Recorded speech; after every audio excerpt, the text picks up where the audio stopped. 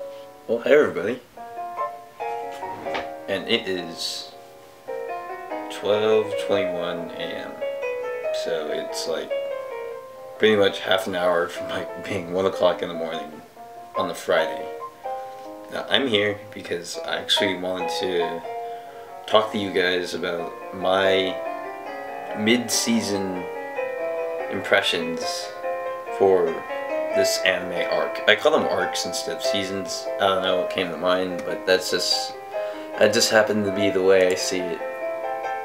And just discuss a bit. So, this season is actually quite filled. Like, this winter arc for 2015, it's quite a huge variety of shows. Well, to some people, it can be considered good variety. To others, not so much. As for me, I'm watching about 11 different animes this season. So I'm gonna list them and then try to talk about each one to the best of my ability without giving away too much, and tell you guys why I like them a lot for what they are. So here they are. Starting from the top, this is going in alphabetical order, by the way. And I'm just looking at my anime list. So actually, if any of you guys have that, I am definitely open to any friend requests. So I'll put in the description below my anime list, and then you guys can look at it too. So let's see. Starting from the top, Absolute Duel. Then there's Assassination Classroom, Death Parade, Isuca, Kantai Collection KanColle, Koufuku Graffiti, Rolling Girls, Saenai Heroine no Sodatekata, or How to Raise a Boring Girlfriend, Tsukai No World Break, and Shinmaou No Testament, and then finally the Idolmaster Cinderella Girls. So, starting at the very top is actually probably one of my favorite animes this season. I know a lot of people think like harem and romance, like, I understand. It's incredibly generic, like, to many people. But as for me, since I'm actually a pretty die-hard fan of the anime, I mean, not the anime, of course that's true. I mean, look behind me. I mean, a die-hard fan of, like, romance and harems. Obviously it makes sense that I would really like it. But there's the thing, though. I mean, sure, it may seem like another one of those supernatural, like, go-to harems, but honestly, I think the way that the art is, and like with the characters, I know people are complaining a lot because the seiyuu of Kirito plays the main role in another harem. I understand people would complain a lot. They're like, oh, I'm so tired of hearing the same seiyuu take over the main, but honestly, it's really good. My friend and I, he's actually going to help me do an overview, a complete overview, once it's done. Remember, this is just mid-season, so, yeah, Absolute Duo is really good in my opinion. Like, the concept of the blaze, which is used for the weapons in the anime, really gives this, like, unique, mystical feel to it, and, like, I love the art design. And yeah, I'm falling pretty hard for the characters, so yeah, I'd recommend that myself personally. I'm going a little bit farther down the list. We have Assassination Classroom. Well, actually, that's the next one. Well, Assassination Classroom came to me a bit surprisingly. I started the first episode, and at first, I honestly thought I wasn't gonna like it, because just like the next anime that I'm going to talk about after this one, like, the opening didn't really apply very well to the name of the anime, so like, the premise felt a little off. But then, once I started watching it, like, I was thoroughly surprised. Like, I don't want to give too much away, but it's honestly very enjoyable. Like, it's called Ansatsu Kyoushitsu, or Assassination Classroom. I know, sorry for me for pronouncing Japanese. I just like trying to say it, but I know, I'm pretty sure you guys are gonna tell me to shut up, but I'm just trying my best to say it. But yeah, actually, it's pretty humorous, and like the character, like the art design and the character design may seem a bit on the simple side, but that's not necessarily a bad thing. We can't just judge it completely by the way it looks. So it's actually pretty long, so I think it may last a season or two. Like there are 22 episodes. I mean, right now, it's barely gonna be on 4. So there you go.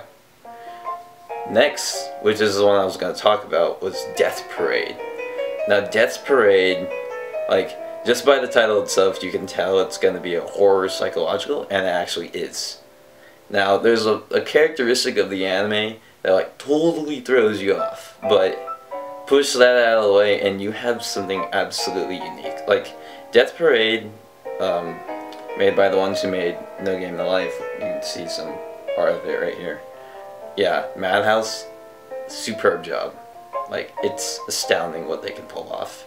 And I know, like I'm being exactly how I'm supposed to be, like, this honest, lenient approach. I know I'm probably being too positive for some people, but Death Parade has such a unique, like, premises and approach to each episode that it just keeps you wanting to come back. And I actually rewatched all the recent episodes with one of my other friends because I was like, oh yeah, you like No Game No Life so much, maybe you'll like Death Parade. And coincidentally, they both revolve around games. Sorry if that gives away a lot, but it's true. But you have my thumbs up. I definitely recommend Death Parade if you haven't started it yet. Next is Isuca. Now, Isuca actually started in the Midway Riff, so like, I didn't get to see Isuca until like all these other animes got until like episode 3 or 4. Now, I'm gonna say it again.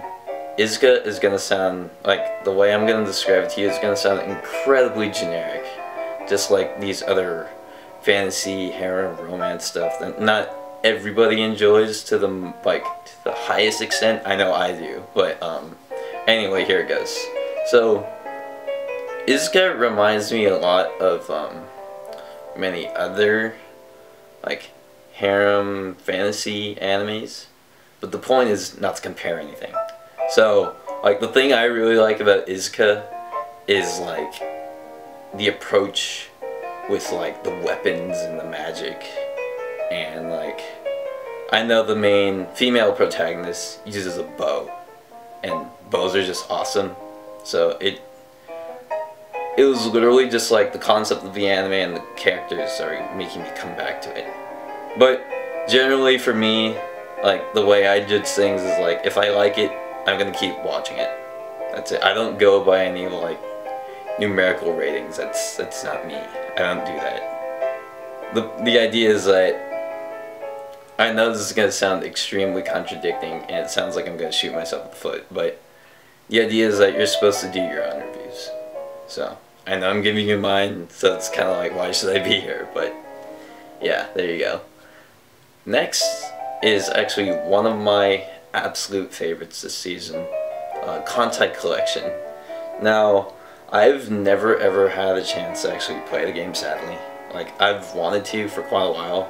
I know on the Kantai Collection Wikia, they talked about ways of getting into the lottery so that you could actually get a spot to actually play, but it's a lot harder than it sounds.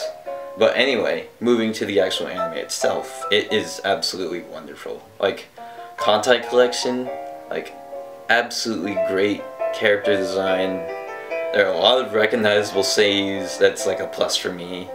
And like, I know a lot of people were questioning like plot, like just like story and plot, but if you actually watch it, I think you're actually gonna like it, because like Kantai Collection is about fleets, and the fleets go out and try to remove the Abyssal, and the Abyssal is like the enemy fleet. So, you know, you have the Dark Fleet and you have the Good Fleet. So it seems pretty like straightforward what it'd be, but honestly, that is a very, very good anime. Moving down below that, this isn't by any ranking or anything, I'm just moving down my anime list. Next is Koufuku Graffiti. Now, Koufuku Graffiti is like extremely questionable to a lot of people. Slice of life, it's about cooking, and that's about it. So, it was made by Shaft. Now, that's probably one of the only main reasons why I'm watching it. Shaft did Nisekoi, they did Bakemonogatari, or just like Monogatari series in general. They did Mekaku City Actors. Yeah, Shaft has really large reputation throughout the industry. And like, I really love Shaft. Like, there's the style that they present with every anime is like incredibly unique, and it makes it really unforgettable. Like, just like all the art design, even like camera angles and approach with that. And we all know we love those Shaft head tilts, which I'm not going to do, but yes. Koufuku Graffiti is a lot of cooking, and I'm not even kidding when I say this. When I watch an anime or a show or anything that involves food like late at night, because you know some episodes get released late at night, I'm literally just like sitting there, I'm like this, I'm like, why are you doing this? I'm so hungry now. So actually I'm probably gonna get a second helping of that, literally, because next season Shokugeki no Soma, which is another very hyped up anime, which is true, and I'll probably talk about that later, do the same thing except for that, but yes, like, try. Oh wait, my camera's off for a bit, but anyway, yeah, I really recommend, or I think people should just consider looking at Koufuku Graffiti. I mean, if you like cooking, then why not? Just give it a try. The way that saying that I fall back on, just like for food, it's like, you know, if it looks good, eat it. If it looks good, watch it. I mean, that's what I'm doing. So, after Koufuku Graffiti comes Rolling Girls. Actually, I don't think I mentioned that in the first thing, or the first time I was listing everything. Now, Rolling Girls is like extremely, like, well, not, oh, maybe it is. Okay, so you guys know Studio Trigger. Studio Trigger did Inou Battle Within Everyday Lives, or Inou Battle wa Nichijou-kei no Naka de, and Kill la Kill. And like, they did Rolling Girls too. Or, no, I mean, sorry I said that. They didn't do Rolling Girls, but the art style, the approach, is very, very similar. Like, if you look at Kill la Kill and you look at Rolling Girls, I'm not comparing them, I'm just saying, like, the art is like so similar. But Rolling Girls is actually really cool. Like, the very first episode, like, I felt like I didn't know what was going on, but I was really enjoying what I was seeing. But then, after I absorbed everything, I actually did know. So, like, Rolling Girls is cool. Motorcycles, girls, very colorful world, colorful, unique world, and just out of bounds craziness. I mean, what more could you ask for from anime? I mean, we're not supposed to question things like that. After Rolling Girls comes another one of my personal favorites. It's How to Raise a Boy and Girlfriend, or actually I'm not gonna try to pronounce the name, because, well, actually, let's see, Saenai Heroine no Sodatekata, yeah, something like that. But anyway, so this anime supposedly, well, actually it does, called Breaking Fourth Walls, and basically it means it pushes so out of the bounds that it's like, whoa, I can relate to that like so much, especially for like me, since it's very, very obvious that I'm really into this, the art of anime and all the culture and stuff. Yes, I am an otaku, I'm gonna say it, I admit it, but I'm just calling myself that. People don't have to call themselves that, but I'll get into that topic later. But yeah, Saenai is like really, really funny. Like, I love romantic comedies, and I love romantic comedies that have like such very lovable characters, and like, yeah, it's just really wonderful. I was trying to come up with some words to describe it, but yeah, It's probably one of my favorite rom-coms now. It's like so perfect. After Saenai comes Seiken Tsukai no World Breakaway. I'm gonna get a little more info on it so I can look at what it really means. It says World Break Aria of Curse for a Holy Swordsman. Oh, that's actually quite a lot. Well, anyway, see, look, I'm gonna bring it up again. It sounds very, very generic. Actually, the title itself reminds me of another anime called Seirei, Tsukai, no, Blade Dance. It almost has the exact same title, like the very first word. So it's kind of funny. But anyway, getting to actually talking about it. I like it. Like, to me, like, this anime has... I find myself always going to art. Like, the art is really what makes it stand out. And of course there's characters. Well, characters is within art, but putting it all together, yes. Very, very cool. I love the powers, like the supernatural, mystical things, just like in Isuca, and like even Kantai collection. Like that mystical feeling. It's like, whoa, I've never seen stuff like this. Like the feelings that that anime gives. I'm being serious. It's actually really cool. And let me go back so I can see my list. I'm trying to... Oh, actually, there's 2 left, so I can talk for quite a lot. Or, not quite a lot. Just some more. Okay, next, like... I'm saying questionable a lot because it's true. A lot of these animes, like, sound like no one would ever watch them. But then there's me, where I'm like, okay, I'll actually watch it. So... Next is Shinmaou No Testament, and let me check the English translation. It says The Testament of Sister New Devil. So, okay, now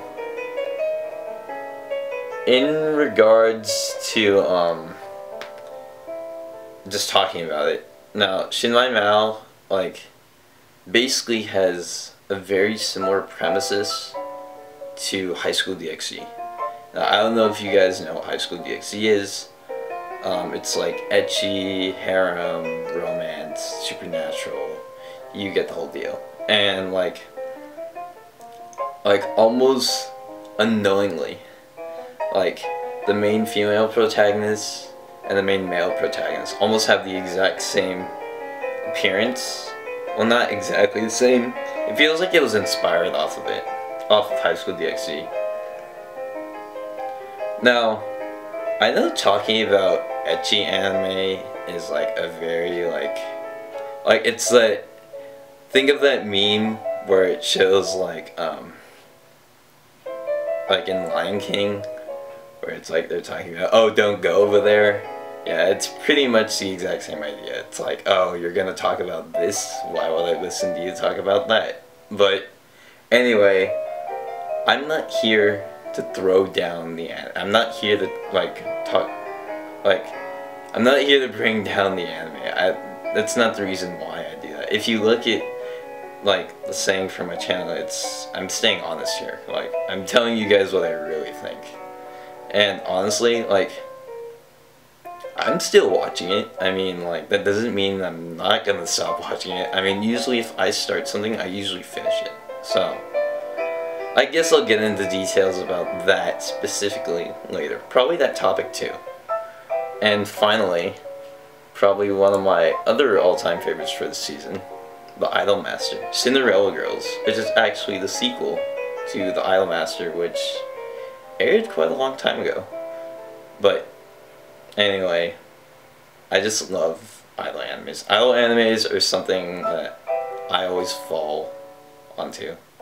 And I mean that in a good way. Like, I don't know, there's just something about, like, adorable character design and lovable songs that you can always hear.